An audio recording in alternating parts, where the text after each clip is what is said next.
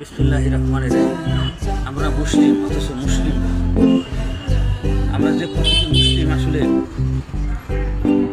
আমাদের মুসলমানিত্ব এমন পর্যায়ে গিয়ে পৌঁছেছে যে একজন মদ্যপায়ী খারাপ লোক বিভিন্ন খারাপ জায়গায় চলাফেরা করে, সে যদি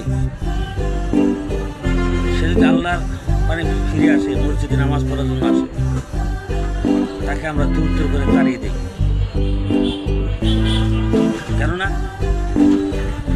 আমরা মনে করি সে নাপাক, অপবিত্র, ওর নামাজ পড়ার দরকার নেই, ও খারাপ জায়গায় আছে, খারাপ জায়গায় থাকি, ওর জগতে থাক পারে, এখানে আসার দরকার নেই, আর আসলেও ভালোই আসবে। আরে ভাই, আপনি যে চিন্তা চেতনা নিয়ে মুসলমান সাথে বসে আছেন, আপনার এই কারণে আপনি আল্লাহর কাছে রাগান্বিত হয়ে যেতে পারেন এবং এই কারণে আল্লাহর কাছে আপনি অপরাধী হয়ে যাবেন। কারণ ওই মদ্যপায়ী খারাপ লোকটা সে আল্লাহর দিকে ফিরে আসছে, সে একটা কঠিন থেকে কঠিন সিদ্ধান্ত নিয়ে খারাপিপনা থেকে ফিরে মসজিদের দিকে আসছে।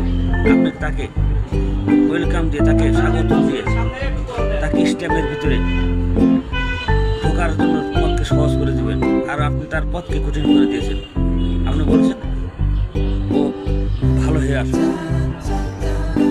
ও যে কঠিন সিদ্ধান্ত নিয়ে ফিরে আসছে, আপনার উচিত তাকে কাছে ডেকে তাকে তার ইসলামের পথকে সহজ করে দেওয়ার জন্য তাকে সাথে সাথে কঠিন পদক্ষেপের ভিতরে না দিয়ে সহজ ইসলাম যেটা সহজ করে দিয়েছে সেগুলো তাকে বাতলানো এবং বলা এবং তাকে ইসলামের দিকে ডেকে আনা।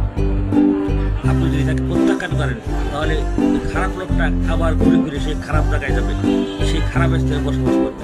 তাই আমাদের উচিত এই বিষয়গুলো চিন্তা ফিকির করে কাজ করা।